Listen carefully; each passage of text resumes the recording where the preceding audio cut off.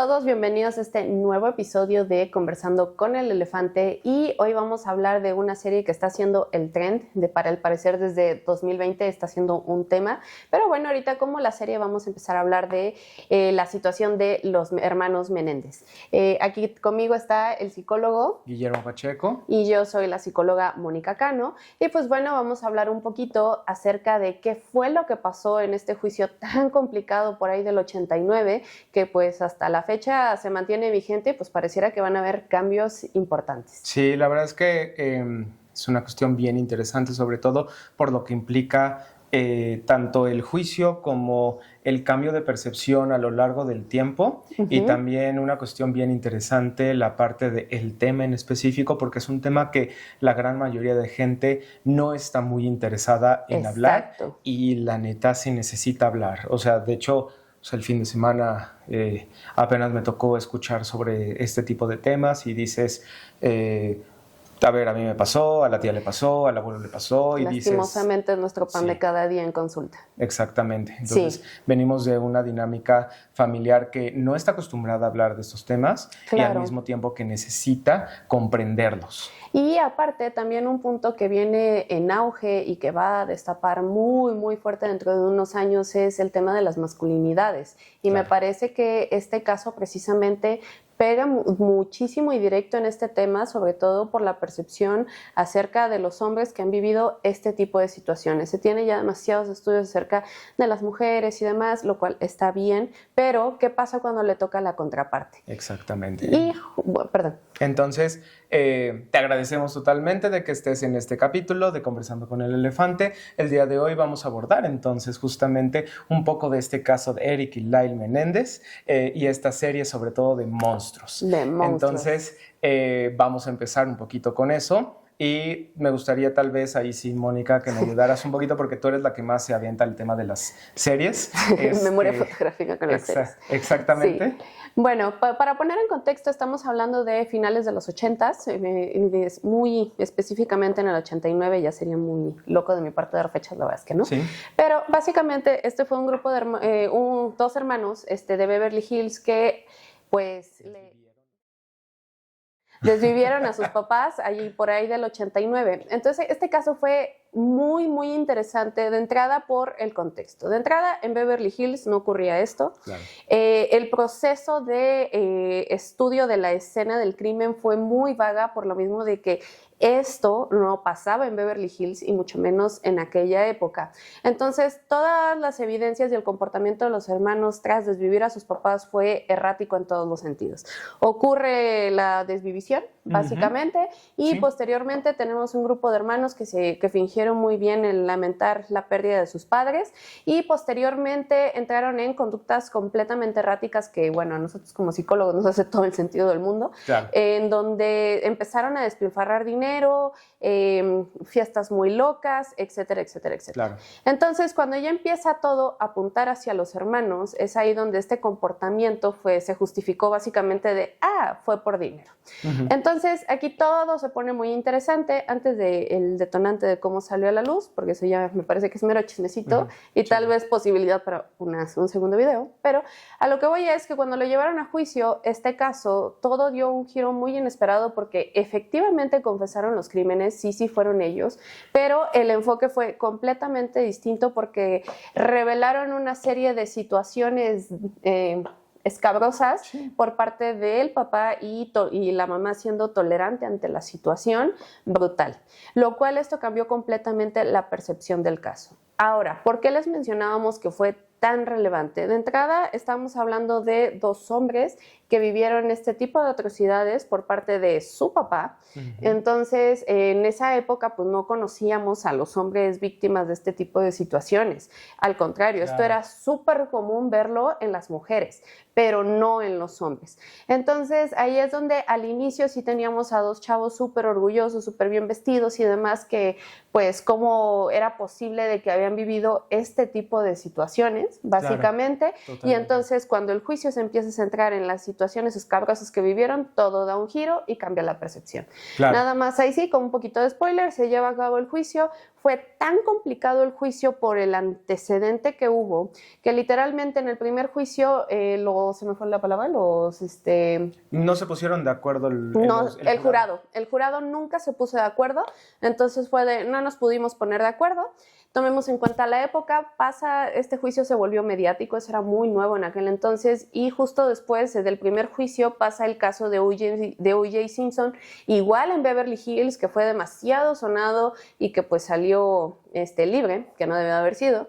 Entonces se ve que pues de ahí se agarraron la contraparte, los enjuiciaron después, pero ya no se tomó en cuenta absolutamente nada de toda la información que había sido corroborada por psiquiatras, por peritos, etcétera. Exactamente, inclusive por familiares. Inclusive por familiares. De hecho, nadie tenía nada bueno que decir de los papás, excepto el asistente como tal. Exactamente. Y entonces aquí es donde viene una cuestión bien importante. Bien porque complicada. Ya tenemos el antecedente, justamente, todo esto que estás mencionando, Mónica, pero también es donde aquí viene la parte como compleja. Porque entonces vamos a sentar un punto como muy en claro. Sí ocurrió, sí señalaron los hermanos Menéndez que lo hicieron, que desvivieron a sus papás, pero sobre todo el por qué, ahí es donde empieza a ser un poquito más complicada la situación. Ahora, el por qué se empieza a señalar que es por una serie de abusos por parte del papá, que son encubiertos por la mamá, y aquí es donde viene una cuestión bien importante, porque entonces la pregunta como tal que nos tendremos que hacer o que se empieza a generar también a través de este juicio es ¿qué tanto afecta entonces este tipo de situaciones a los hijos y sobre todo si eso justifica desvivir a los papás? Exactamente. Entonces se vuelve una cosa bien compleja porque justamente hay mucha gente que dice sí justifica desvivir a los papás y hay mucha gente que no. Ahora, creo que esto lo tenemos que dividir en dos partes. La primera parte es si esto realmente afecta a los hijos a tal grado. Entonces, pues tomando en consideración, pues ahora sí que sí lo voy a decir de la siguiente manera, mi experiencia, lo que se tiene en la bibliografía y demás, claro que va a afectar. Sí.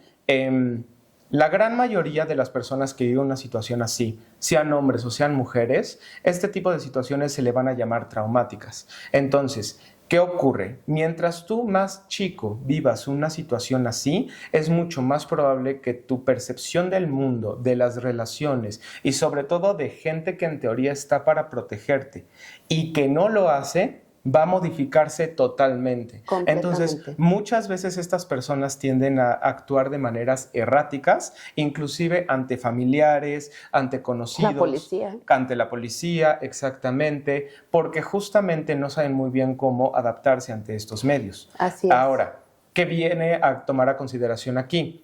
Por esa misma razón, la situación en este caso en específico se vuelve tan compleja. Porque literalmente lo que empieza a ocurrir es que tienen básicamente al padre como el victimario y al mismo tiempo lo tenemos como víctima. Entonces, aquí es donde comenzamos a un tema de justificación. Entonces, ¿los justifica? Bueno, ahí hay que tomar a consideración algunos puntos. Exactamente. Y es ahí donde, a ver, estos chicos no es lo mismo vivir un solo episodio traumático que una situación sistemática de trauma a lo largo de toda su vida desde la infancia. Tomemos en cuenta de que estas situaciones traumáticas y sobre todo el tipo de abuso que ellos vivieron estaba completamente normalizado en su forma de ver el mundo, de percibir el mundo. ¿Y cuál es el problema con el trauma? Que no es nada más viví un hecho traumático y ya no. El punto aquí es de que la actividad cerebral se reorganiza y se reestructura completamente para adaptarse a la supervivencia de todos estos hechos traumáticos. Y aquí, pues bueno, en este caso en particular, en ambos hermanos estaba probado que desde muy temprana edad empezaron a vivir este tipo de situaciones.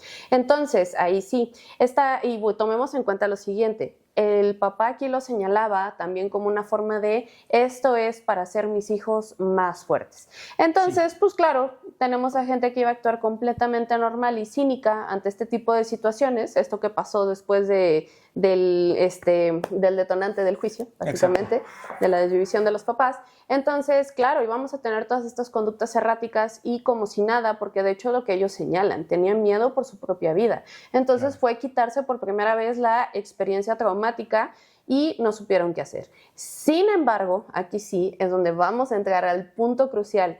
¿Esto es justificación para lo que hicieron los hermanos? Y Pues la respuesta es no. Nunca va a haber justificación ante la violencia. Aquí tomemos en cuenta también un punto muy importante. Esto era Estados Unidos. Si bien sabemos que el contexto, la época es muy complicado, sabemos que los recursos y también la educación que tenían estos chicos tenían acceso a muchísimos medios. Podemos entender por qué no tomaron estos recursos para poder apoyarse de la situación, sin embargo, no es justificación para que no lo hubieran hecho. Sí, ahí hay un tema justamente y es la parte de que ningún tipo de violencia va a ser justificada, Nunca. Independientemente de los traumas y de las circunstancias que uno viva. Podemos entenderlo y podemos decir es que es terrible, es horrible y sobre todo puedo empatizar un montón con el dolor que a lo mejor han vivido estas personas y Claro. puedo enojarme un montón por lo que pasó. Sin embargo, de ninguna manera esto nos va a llevar a la parte de la justificación de la violencia. Y esa es una parte súper importante porque entonces, ¿para qué está el sistema de justicia? ¿Para qué está justamente el hablar con las autoridades? ¿Para qué está el hablar con los familiares? Siempre hay una manera de poder resolver este tipo de situaciones y sobre todo de escapar de este tipo de situaciones, Sí. que es lo que más bien tenemos que buscar en estos casos. Sí. Ahora, esta es una parte muy importante justamente porque entonces, nada más como para tropicalizarlo un poquito, también es importante señalar algunos puntos. En este caso, inclusive algunos datos que de hecho los hemos estado revisando y nos llamaron un montón la atención porque siguiendo esto, podríamos decir inclusive dentro de estos datos, entonces tendríamos que justificar a todas estas personas que han vivido esto, no necesariamente, No pero aún necesariamente. así es importante tomarlo a consideración. Porque, por ejemplo, según la dirección del Centro de Respuesta de Incidentes Cibernéticos de la Dirección General Científica de la Guardia Nacional, los reportes de pornografía infantil incrementaron en un 73%. Entonces, es una cuestión bien interesante porque México ocupa el primer mundial en este consumo y, sobre todo, es el segundo distribuidor mundial y el primero en América Latina. Es decir, hay un montón de niños, niñas y adolescentes viviendo una situación así. Entonces, podemos entender que están viviendo una situación súper desagradable, súper fuerte y que tenemos que trabajar en acabarla, sí, Completamente. totalmente.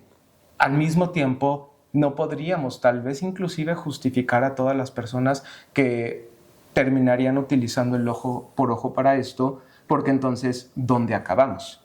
Eso es por un lado. Y segundo punto, hay 600,000 de estos delitos cada año en México, de los cuales de cada 10 víctimas, pues ahora sí que 4 son menores de edad, o sea, menores de 15 años inclusive, y la gran mayoría de estas son mujeres. Y ojo, ahí hay una cuestión bien interesante porque la gran mayoría de las ocasiones, como lo fue en el caso de los Menéndez, los victimarios tienden a ser personas conocidas o familiares. Exactamente. Entonces, hay una cuestión bien importante aquí, porque justamente algo que tenemos que aprender a hacer es pues, si lo puedo decir de alguna manera, no justificar este tipo de situaciones por muy desagradables que sean y tomando a consideración estos datos, que tenemos que trabajar en reducirlos totalmente. Exacto. Pero no significan un justificante de esto. Ahora, ¿cómo afecta generalmente este tipo de situaciones a los niños? Porque esto también es importante tomarlo a consideración para que si tú sabes, crees o identificas o te ayude justamente a identificarlo mucho mejor, pues esto te puede servir un montón.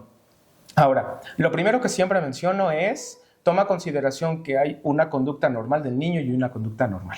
Cada quien conoce a su propio niño o al niño que tengamos cercano. Exacto. Entonces, de repente vamos a ver conductas más ligadas con la depresión y la ansiedad, incluso de ocultamiento. Vamos a ver reacciones completamente distintas ante la interacción familiar. Insisto, cada niño es diferente y entonces ahí sí, cualquier cambio en este tipo de interacción, que llegue alguien conocido y ocultamiento total en algunas circunstancias conductas, nerviosismo, vamos a tener en los niños ahí sí insomnio, incluso enuresis, encopresis, que normalmente es como crucial para identificar este tipo de situaciones. ¿Problemas para hacer pipí o popó? Durante la noche igual incluso, y que ya no son propios de la edad, entonces ojo porque estos pueden ser indicadores muy importantes. Exactamente, y entonces algo que tenemos que tomar a consideración es todos estos cambios que están existiendo por parte de los chicos, y sobre todo hay que tener muchísima consideración si ha habido algún tipo de contacto con algún familiar, con algún conocido con el que lo hayamos dejado, y posterior a ese momento en el que lo dejamos, empezamos a notar que existen este tipo de cambios, o inclusive comienzan a tener juegos inapropiados para su edad. Exactamente, y que empiezan a tener como que este tipo de jugueteos que no debiesen existir, sobre todo tomando en consideración, como dices, la edad, y finalmente también mucho más interés por este tipo de temas. Ojo, mucho más interés no significa que si tienen una duda no se les resuelva. Mucho más interés significa empiezo a ver un poquito empiezo a notar que llega a tener percepción de ese tipo de contenido, llega a preguntar mucho por eso, llega incluso a jugar con los muñequitos sobre ese tipo de temas. Lo que tenemos que hacer justamente es prestarle muchísimo ojo a este tipo de situaciones. Y ahí es donde justamente hay que tener muchísimo ojo, muchísima perspicacia, y sobre todo también en ese sentido, lo último que también señalo, si tú ya lo identificaste, lejos de alarmarte, sentir muchísimo miedo y entonces crear un zafarrancho de la situación, busca un terapeuta para niños, revisa si realmente y corrobora si realmente esto está ocurriendo. Segundo, comienza a tomar asesoría, inclusive ya sea legal, ya sea psicológica, sobre cómo actuar ante esta situación, porque ojo, armar un zafarrancho no sirve, no le sirve al niño y no le sirve a la familia y no te sirve a ti tampoco, porque esto justamente es como crear de esto una situación extremadamente fuerte. Y traumática todavía. Y traumática, justamente. Sí. Entonces, esto es importante tomar a consideración. Así es. Y bueno, por otra parte también, para cerrar, aquí sí. ¿Este juicio hoy por hoy, 2024, hubiera sido diferente si hubiera ocurrido hoy? Definitivamente sí. De hecho, me atrevo a decir que parte aquí de todo este movimiento que ha ocurrido es para volver a buscar otro juicio para estos hermanos y volver a analizarlo conforme a toda la información que tenemos el día de hoy. Yo sí me atrevo a señalar de que merecían hasta cierto punto una condena. Me atrevo a decir que sí, porque al fin y al cabo pues confesaron y todo.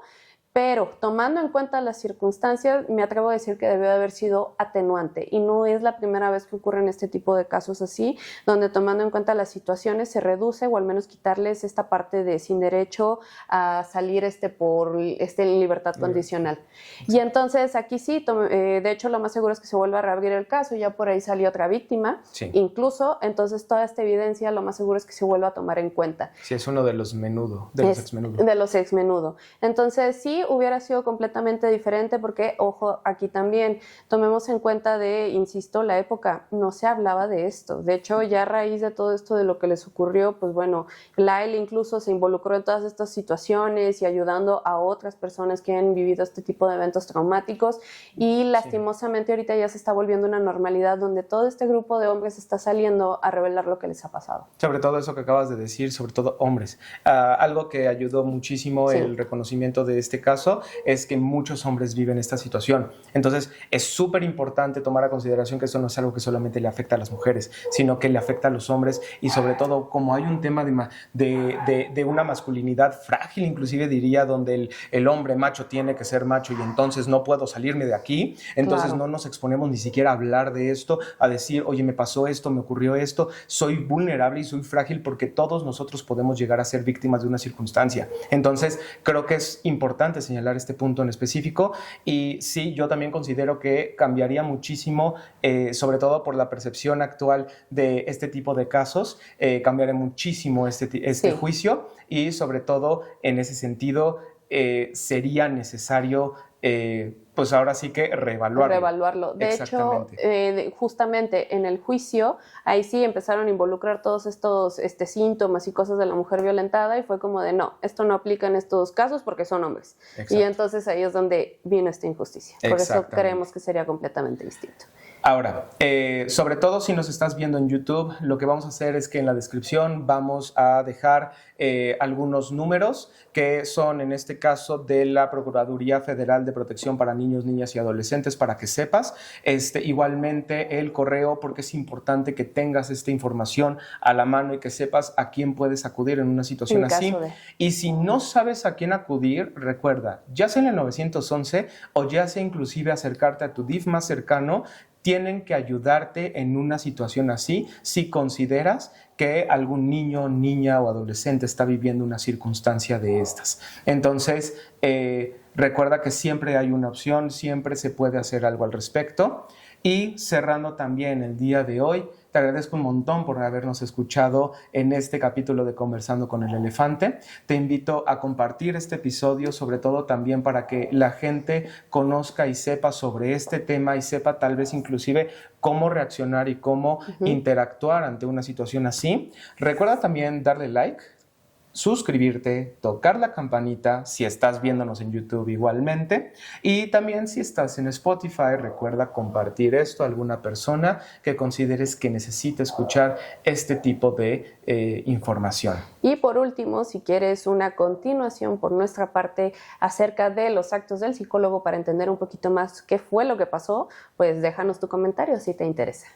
Te recomendamos esta serie de monstruos. Y el documental, pero el que tiene Netflix, muy bien aterrizado. Y nosotros nos veremos en el próximo episodio de Conversando con el Elefante. Recuerda que nosotros somos tus aliados en el camino a la claridad.